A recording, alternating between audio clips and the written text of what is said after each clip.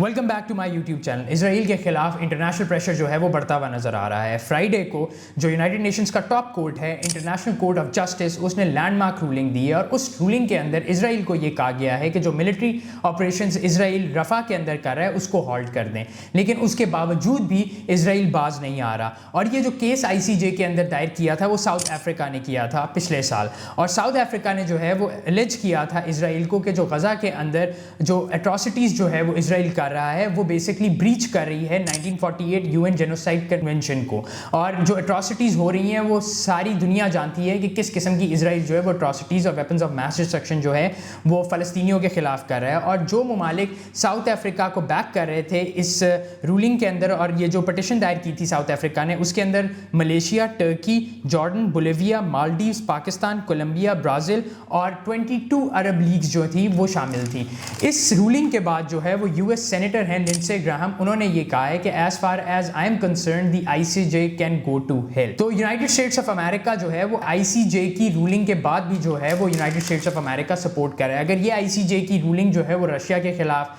या जिस तरीके से लीबिया के खिलाफ या ईरान इराक के खिलाफ होती तो बड़े खुशी से जो है वो तस्लीम करता है यूनाइटेड स्टेट्स ऑफ अमेरिका। लेकिन इस वक्त इसराइल जो है वो यूनाइटेड स्टेट्स ऑफ अमेरिका का क्राइम बेबी बना हुआ है कि जो इसराइल कह रहा है वो यूनाइटेड स्टेट्स ऑफ अमेरिका कर रहा है। और ये हफ्ता जो है वो इसराइल के ऊपर प्रेशर सिर्फ बढ़ता हुआ ही नजर आ रहा है। ये फ्राइडे को इंटरनेशनल कोर्ट ऑफ जस्टिस है उसने ये रूलिंग दी और मंडे को जो चीफ प्रोसिक्यूटर हैं करीम खान इंटरनेशनल क्रिमिनल कोर्ट के, जिसके अंदर जो है वो मुकदमा दायर है इसराइल के खिलाफ, जो इसराइल की टॉप लीडरशिप है उनके खिलाफ, जिसमें प्राइम मिनिस्टर नेतन्याहू और उनके जो डिफेंस मिनिस्टर हैं उनके खिलाफ जो मुकदमा दायर है, उसके ऊपर मंडे को जो करीम खान है चीफ प्रोसिक्यूटर, उन्होंने अनाउंस किया कि वो एप्लीकेशन फाइल करने लगे हैं for the arrest warrants of prime minister Netanyahu और जो उनके डिफेंस मिनिस्टर हैं योव गैलन, उनके खिलाफ जो है वो ये एप्लीकेशन दर्ज करने लगे हैं कि इनके खिलाफ अरेस्ट वारंट्स जो है वो इशू कर दिए जाए। और उसके साथ साथ जो हमास लीडर्स हैं उनके खिलाफ भी जो है वो ये एप्लीकेशन दायर होने जा रही है। और बेसिकली ये एप्लीकेशन इस वजह से दायर कर रहे हैं कि जो ग्रॉस वायलेशंस इंटरनेशनल और ह्यूमैनिटेरियन लॉ की जो है वो इसराइल ने की हैं और जो हमास ने की हैं उसकी बिना के ऊपर जो है वो अरेस्ट वारंट्स इशू किए जाए। और जो ओवरऑल सिचुएशन है देखी जाए तो यूनिवर्सल सपोर्ट जो है वो फ़लस्तीन के साथ है, क्योंकि ये दौर जो है वो डिजिटल लिटरेसी का है। ऑब्वियसली सोशल मीडिया हर एक मुल्क के अंदर जो है वो एग्जिस्ट करता है और ग्लोबल विलेज के अंदर हम लोग रह रहे हैं, तो कोई भी खबर जो है वो ढकी छुपी नहीं होती। तो पूरी दुनिया जाती है कि किस तरीके से इसराइल जो है वो गजा के अंदर,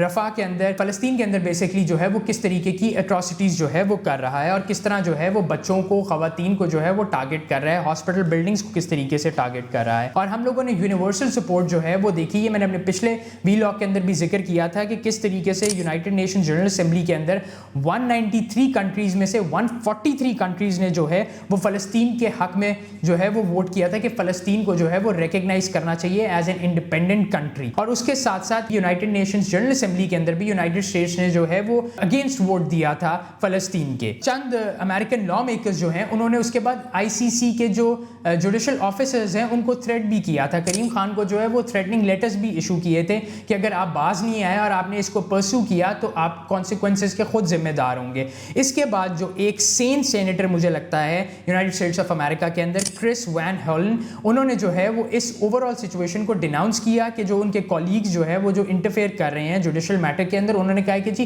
जुडिशल मैटर के अंदर इंटरफेयर करने का काम जो है वो US सेनेटर्स का नहीं है। इधर उन्होंने स्टेटमेंट दी, this thuggery is something befitting the mafia not US senators, कि ये जो आप कर रहे हो ये माफिया को सूट करती है, यूनाइटेड स्टेट्स के सेनेटर्स को नहीं करती कि आप किस तरीके से जुडिशल ऑफिसर्स को जो है वो थ्रेट कर रहे हो। इसके बाद जो है जिस तरीके से थ्रेटनिंग सिचुएशन जो है वो बाइडेन एडमिनिस्ट्रेशन ने ICC के खिलाफ की, उसके बाद तकरीबन 100 से ज़ायद जो है वो ह्यूमन राइट्स ग्रुप्स ने जो है वो अर्ज किया बाइडेन को, ये कहा कि आप जो है जो सैंक्शंस ICC के खिलाफ लगाने लगे हैं उसको अपोज करें। और थर्सडे को जो है वो एक ओपन लेटर शाया हुआ जिसके अंदर 121 human rights and civil society groups थे जिन्होंने जो है वो ये कहा है कि जो यूनाइटेड स्टेट्स ऑफ अमेरिका इस चीज़ के ऊपर आ रहा है कि जो वो पनिश करे ICC को, तो इसको जो है वो बाइडेन को बॉयकॉट करना चाहिए। वेयर एज जो यूनाइटेड स्टेट्स के जो प्रेसिडेंट हैं मिस्टर बाइडेन, उन्होंने जो है वो इस एप्लीकेशन को आउटरेजियस कंसिडर किया है जो करीम खान ने दायर की है इंटरनेशनल क्रिमिनल कोर्ट के अंदर के अरेस्ट वारंट जो है वो इशू हो जाएं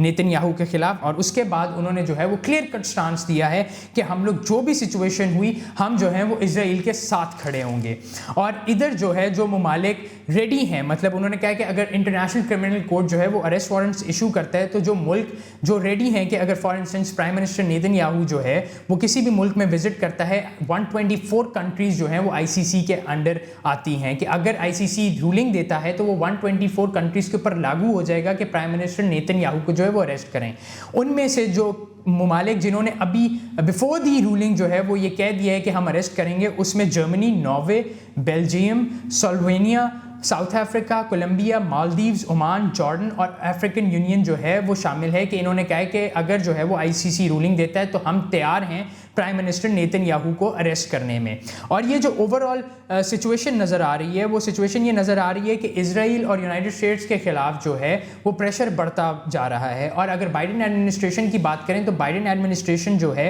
वो ऑन ग्लोबल लेवल भी जो है वो काफ़ी डमीन हो चुकी है। यूनाइटेड स्टेट्स ऑफ अमेरिका के अंदर तो उनकी पॉपुलैरिटी बिल्कुल लूज हो गई हुई है, लेकिन ग्लोबली भी जो है वो बाइडेन एडमिनिस्ट्रेशन की पॉपुलैरिटी नीचे जाती जा रही है कि वो उस मुल्क को सपोर्ट कर रहा है जो एट्रॉसिटीज़ बच्चों और ख़वातीन के खिलाफ कर रहे हैं। और अगर देखा जाए यूनाइटेड स्टेट्स ऑफ अमेरिका जो है वो आईसीसी का वर्डिक्ट जो प्यूटिन के ऊपर है कि प्यूटिन के खिलाफ भी जो है वो अरेस्ट वारंट्स इशू हो, उसके ऊपर यूनाइटेड स्टेट्स ऑफ अमेरिका खुश है। अगर मोहम्मद कदाफी के खिलाफ जो है वो आईसीसी अरेस्ट वारंट्स इशू करता, उस पर भी यूनाइटेड स्टेट्स ऑफ अमेरिका खुश था। ईरान के खिलाफ करता, उसके ऊपर भी खुश था। इराक के खिलाफ करता, उस पर भी खुश था। लेकिन जब इजराइल के ऊपर बात आती है तो यूनाइटेड स्टेट्स ऑफ अमेरिका जो है वो ह्यूमैनिटेरियन लॉज भूल जाता है। वो वेपन्स ऑफ मास डिस्ट्रक्शन का जो उन्होंने रट लगाई होती है कि पाकिस्तान के ऊपर भी चेक्स एंड बैलेंसेस रखे होते हैं, जितने डेवलपिंग कंट्रीज हैं उनके ऊपर भी चेक्स एंड बैलेंसेस रखे होते हैं, लेकिन इजराइल के ऊपर जब बात आती है तो वो बिल्कुल ब्लाइंड आई जो है उसके ऊपर कर लेता है, वो चीज़ उनको नज़र नहीं आती है। तो इधर बाइडेन एडमिनिस्ट्रेशन का भी डाउनफॉल नज़र आ रहा है इंटरनेशनली भी और यूनाइटेड स्टेट्स ऑफ अमेरिका के अंदर भी। और इधर जो है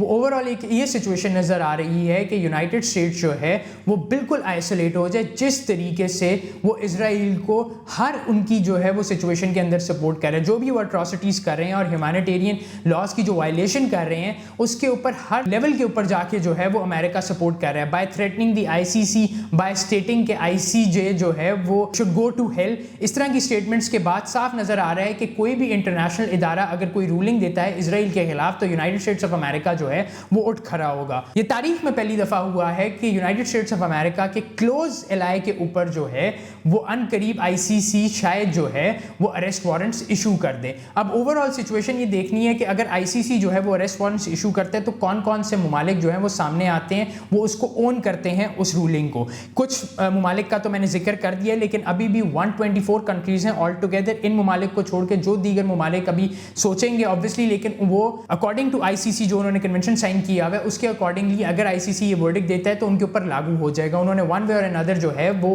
प्राइम मिनिस्टर नेतन्याहू और उनके डिफेंस मिनिस्टर को जो है वो अरेस्ट करना पड़ेगा। तो इस वक्त सिचुएशन ये देखेंगे कि आया इंटरनेशनल प्रेशर और ज़्यादा मजीद क्रिएट करने के लिए यूनाइटेड स्टेट्स को बॉयकॉट करने लगेगी, यूरोपियन यूनियन, वेस्टर्न कंट्रीज़ या फिर जो आपके मिडिल ईस्टर्न कंट्रीज़ हैं वो बॉयकॉट करती हैं, नहीं करती हैं। इजराइल के खिलाफ जो है वो इंटरनेशनल कम्युनिटी का क्या स्टांस होगा, यूनाइटेड स्टेट्स के खिलाफ जो है वो इंटरनेशनल कम्युनिटी का क्या स्टांस होगा, ये एक बहुत बड़ा क्वेश्चन मार्क है। और ये जैसे जैसे टाइम गुजरेगा ये चीज़ें भी अनफोल्ड होना शुरू हो जाएंगी। इसी के साथ मुझे दीजिए इजाज़त, अल्लाह हाफिज़।